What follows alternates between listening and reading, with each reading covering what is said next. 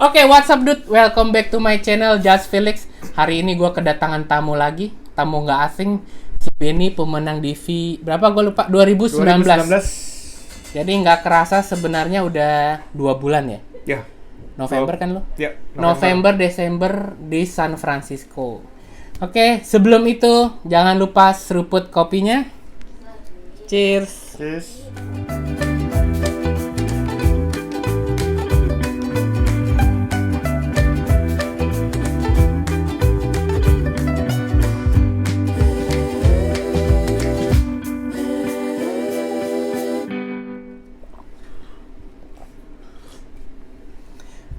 Dengar-dengar lu udah dapat kerjaan ya Ben ya?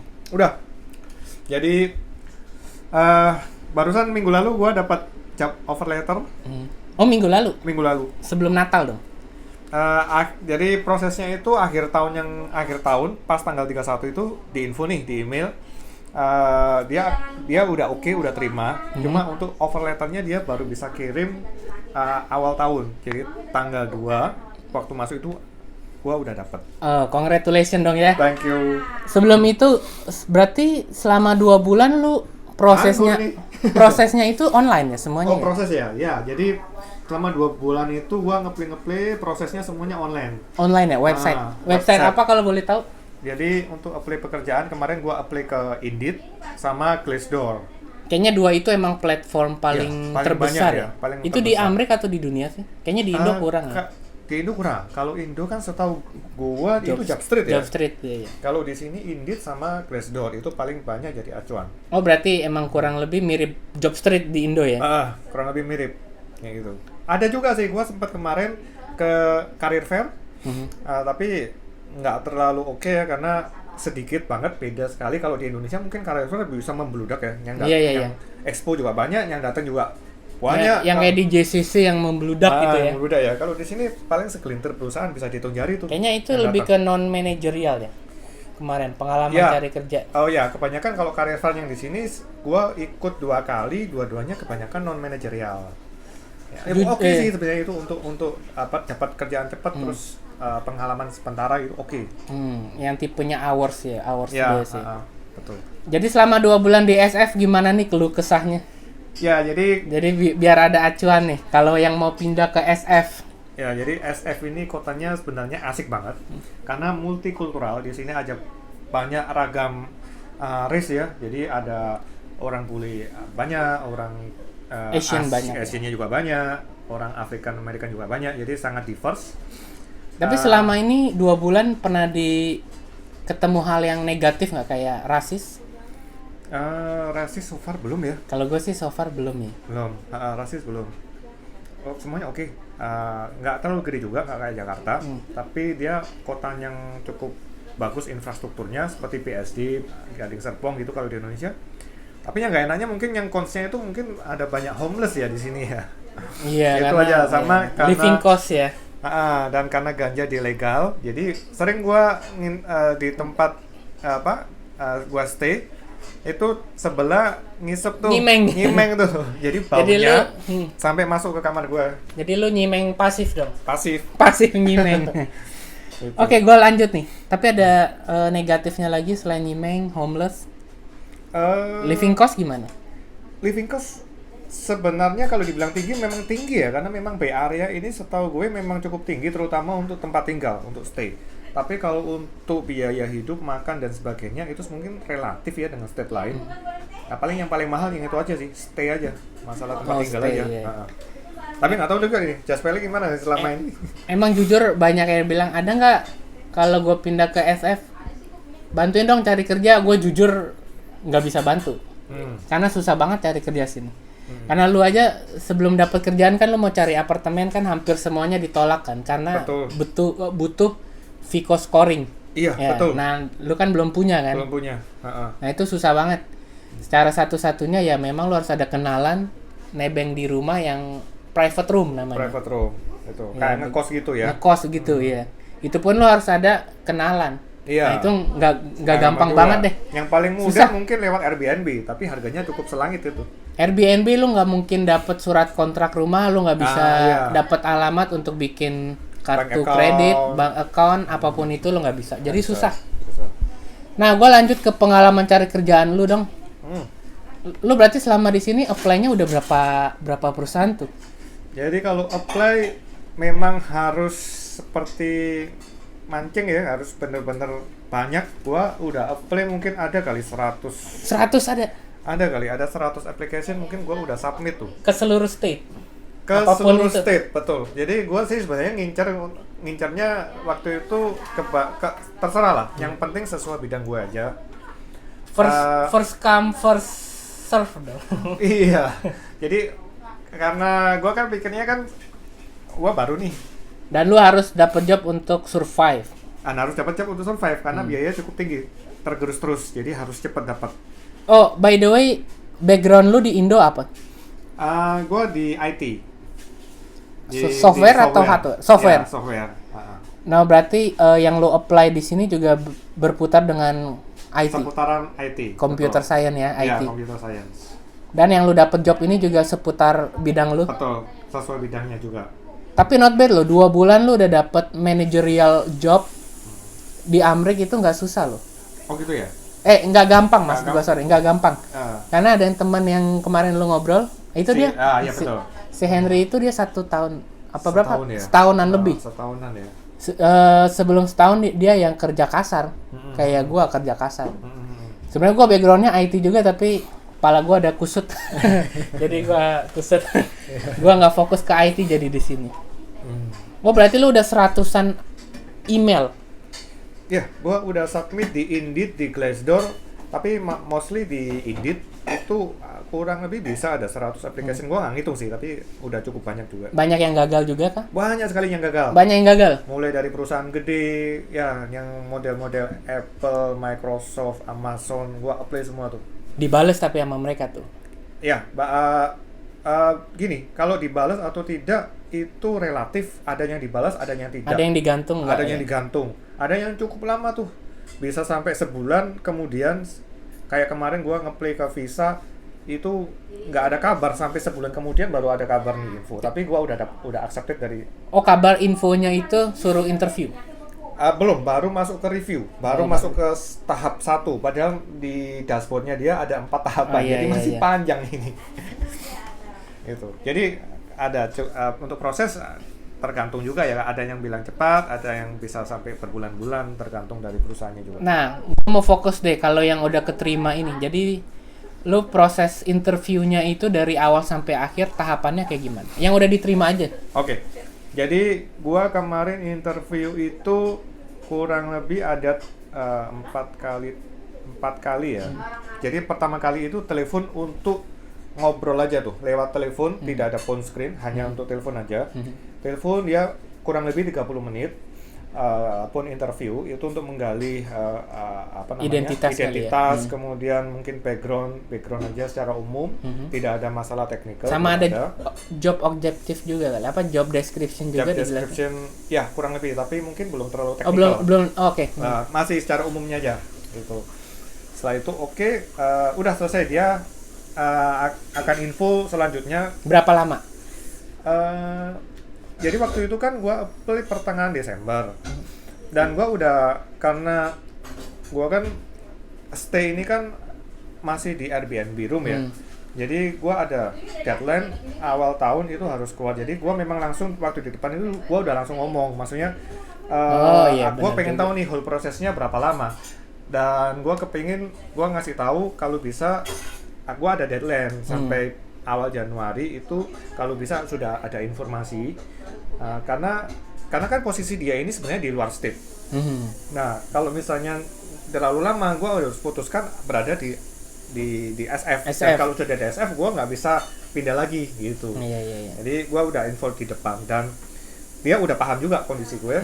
Jadi kurang lebih itu pertengahan ya, dan mentok kena Christmas juga, holiday season. Tanggal 24 atau tanggal berapa, pokoknya sebelum Christmas itu dihubung telepon lagi nih, di schedule lagi untuk namanya phone screen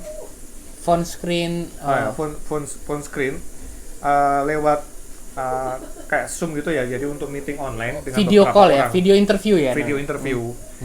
Jadi dengan beberapa orang. dari tim mereka. Nah, itu interview gitu. Mulai dari Oh, interview. beberapa orang. Betul. Live conference gitu dong. Live conference. Itu Jadi, lebih ke technical atau lebih technical? Technical. Jadi mereka menggali informasi secara teknik. Berdasar ada beberapa orang ini ya sesuai bidangnya menggali informasi secara teknik, pengalaman, tapi terutama pengalaman sih. Pengalaman ya. Pengalaman background, pengalaman yang terakhir itu, tapi dari sisi tekniknya dia pengen menggali dari situ. Ada berapa orang inget? Ada 4 orang. Rata-rata user ya, namanya berarti user dong ya. User itu kayak langsung orang yang kerja di situ kan? Iya, dan betul. lebih ke IT-nya. Petingginya IT. Jadi ada technical director, ada engineering apa ya posisinya gue lupa deh. Pokoknya lebih ke IT lah ya, technical ya. Deg-degan dong. Ya, terutama sebenarnya waktu gue paling deg-degan itu sebenarnya waktu awal-awal sebenarnya waktu play, tapi karena semakin sering interview, akhirnya gue udah semakin terbiasa. Gitu. Ya, tapi tetap gimana pun tetap deg-degan waktu itu. Gitu. Oh, lu nggak ada kayak technical test dari website atau? Kalau yang ini itu nggak ada. Oh, beda dengan yang sebelum-sebelumnya. Gue pernah itu ada coding challenge. Oh, namanya coding challenge. Coding challenge itu ada. Oh, tapi yang dia ini, yang gue lolos ini, dia lebih ke arah background ya, ke arah background. Itu baru interview kedua, kemudian interview ketiga. Interview ketiga ini dia membahas masalah seperti manajerial sedikit lah, masalah behavioral test seperti itu, bagaimana mengatur hubungan dengan tim, dengan sesama tim. Kalau misalnya kita ada konflik dengan tim itu gimana cara handle-nya nggak gitu. Karena lu keterimanya managerial tim sebagai salah satu senior juga ya. Ya, gua sih nggak consider sebagai senior, tapi karena ini timnya ini nggak cukup besar, jadi mungkin perlu juga ada behavior test supaya nggak ada konflik dengan sesama tim gitu ya. Berarti lu ada tim dong nanti, bekerja bersama tim dong. Bersama tim. Iya. Nah, kemudian baru yang keempat ini gua diinfo oleh si bagian rekruternya. Gitu. Keempat berarti offering letter. Betul. Keempat itu gua udah ditelepon masalah salary. Nah, ada keluh kesah tentang salary? Ya, jadi gini, ini kan dia kasih range sebenarnya sudah tertera di job desk-nya. Dan waktu itu gue memang agak salah. Dia kan pertanyaan yang agak menjebak. Dia tanya ekspektasi salary berapa. Seharusnya gue nggak ngomong, tapi gue lempar lagi kembali ke dia, mereka maunya berapa. Karena dari situ gue bisa tahu perkiraan, dia akan kasih berapa. Tapi pas dia gue yang buka. Dia telepon atau email atau apa? Telepon. Jadi gue udah buka dan gue merasa gue buka agak rendah ya.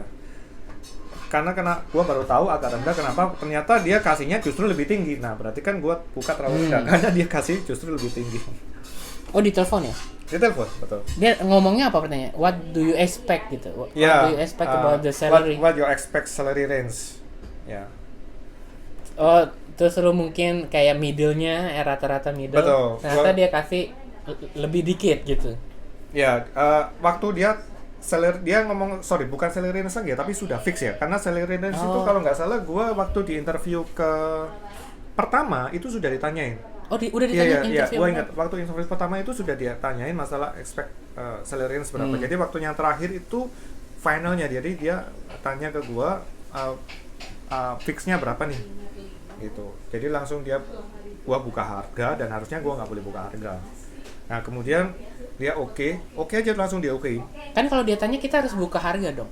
Kenapa? Mungkin kita bisa lebih tinggi lagi maksudnya. Apa yang seharusnya gue lempar balik ke dia. Jadi kan kalau kita langsung buka harga kan kita takutnya kita terlalu rendah nih. Nah, tapi kalau misalnya dia yang buka harga, berarti kan kita bisa tawar nanti. Gitu. Nah, tapi kan ujung-ujungnya lu harus kasih angka nggak? Enggak ya? Belum tentu juga ya. Bisa aja dia yang nawarin kali ya. Ya, bisa aja. Mau nggak lu segini gitu ya? Ya, bisa aja. Tapi karena lu udah kasih angka, dia malah kasih lebih dikit gitu ya?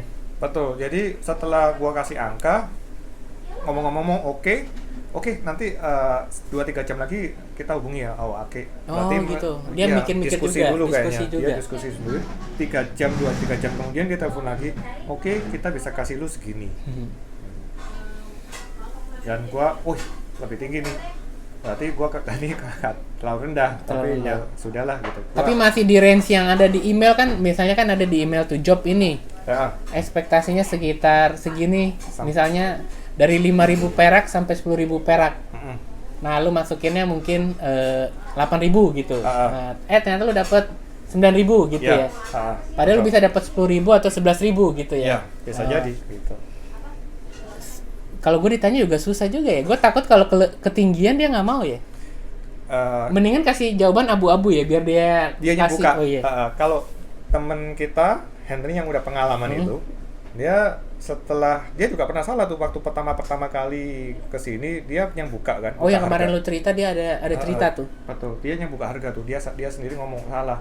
Selanjutnya waktu dia pindah kerja ke tempat lain, dia selalu lempar. Lu bisa berapa gitu? Ke employernya nih. Jadi kalau misalnya employernya kasih yang segini, dia tinggal ngomong, gua di sini masih lebih tinggi gua yang lama gitu. Akhirnya sama dia ditinggiin lagi. Oh iya, teknik yang bagus ya. Lempar peluru balik ya. Lempar peluru balik. Gitu. Oke, dia kasih angka, tinggal kita oke atau enggak gitu ya. Betul. Oke, itu good tips juga tuh. Gue juga baru tahu sih. Nah, kalau boleh tahu, lu kan pindahnya daerah mana? Gua pindah ke East Coast. East Coast. Berarti jauh banget dong. Ya, sini West Coast ya, lumayan. West Coast. Bay Area ya, West Coast berarti ke East Coast. Lumayan, perjalanan cukup panjang. Cukup panjang. Cukup panjang. Terus udah dapat tempat tinggal di situ. Sudah. Jadi setelah gua waktu itu kan minta waktu pikirkan kurang lebih berapa hari untuk berpikir. Kemudian gua oke, sign tanda tangan, kirim balik offer letter, baru mulai cari informasi masalah apartemen. Dan di internet cukup banyak sih, semuanya online. Dan di US itu ternyata cukup bagus ya, mereka punya administrasi semuanya serba online. Jadi mulai booking apartemen itu kita nggak perlu face to face lagi, udah langsung online semua, isi aplikasi, pembayaran semuanya online. Bahkan untuk aktivasi listrik juga ke PLN-nya sini itu juga langsung online juga. Ya. Iya, pengalaman gue pasang internet sendiri online, bikin paketnya juga online, terus listrik juga online. Apalagi ya? Iya, rata-rata online sih, bener sih. Terus lu cari yang lokasi deket situ dong? Ya, gua cari karena terus terang kan gua bener-bener ngeblank lokasi ini. Berarti buka Google Map, cari lokasi kantornya di mana nih. Gua cari apartemen yang paling deket dah. Itu dari website mana boleh tahu nggak? Map. Cari apartemennya. Iya. Gue cari di banyak sih. Gue bukan yang trulia.com, bukan yang apartments.com kalau nggak salah itu. Ya banyak di Google, gue search aja di Google, kemudian keluar kalau nggak salah yang paling ngetop ya ada Trulia, ada Silo ya, ada Silo. Dan kita bisa lihat mapnya kan, di lokasi ini map apartemen mana saja yang dia lagi open. Gitu. Oh, terus dapat di situ boleh ya? Tanpa credit score boleh ya? Ya, tanpa credit score. Jadi secara formal kan mereka biasanya minta credit karena score. Lu udah dapat offering letter ya? Ya, jadi gua waktu itu cukup kirim aja offer letter, udah cukup buat dia. Cukup oke. Karena tawarannya sebenarnya lumayan tinggi sih. untuk itu tinggi banget sih menurut gua ya. Oke, berarti nanti gua boleh publish videonya nanti pas lu di sono aja kali ya. Semuanya udah so far so good, nanti gua bakal publish videonya. Ngomong-ngomong, lu mau bikin YouTube nggak di situ? Gitu betul. Gua udah punya rencana nih. Gua bikin channel, nanti kita collab nih. Ya udah, berarti good luck nih. Thank you. Sekali lagi cheers. Cheers. Good luck untuk kerjaan di sono. Berarti kalau gua main ke sono, apa tinggal gratis tuh? Boleh. Oh, by the way lu dapat apartemennya berapa bedroom? Gua sewa yang 2BR. 2BR, 2BA. Jadi 2 bedroom, kamar mandi, 2 kamar tidur, 2 kamar mandi. Boleh tahu harga berapa? Kisaran 1.000 lah. 1.000? Murah, cukup murah di sini. 1.000 ya? 1.000 di sini kamar kayaknya gudang. Nggak dapat kalau di sini. Di sini $1.000 jadi gudang doang kecil, satu kasur. Di sana 2 bedroom, 2 bathroom gede ya? Gede banget. Dapur gede ya? Dapur gede. Ya kalau lumayan lah, kalau dari fotonya gua kurang lebih 900 square feet. Oh, gede banget Gede 900 banget ya? square. Dan gajinya untuk ukuran 1000, gaji dia udah gede banget per bulannya. Betul. Oke lah, lu bisa nabung banyak. Mungkin 2 tahun, 3 tahun kalau pengalaman udah oke, lu coba lamar di Google Ya, atau Apple. iya betul. Itu di sini bisa 150k kali 150 atau ya. sampai 200. Bisa sampai 200 dulu. Oke deh. So good luck untuk di sana. Jangan lupa kontak-kontak. Sip. Jadi nanti bisa main-main ke sana. Oke. Bikin video di sana. So, stay tune terus di channel gua and see you in another Just Feeling. Bye bye.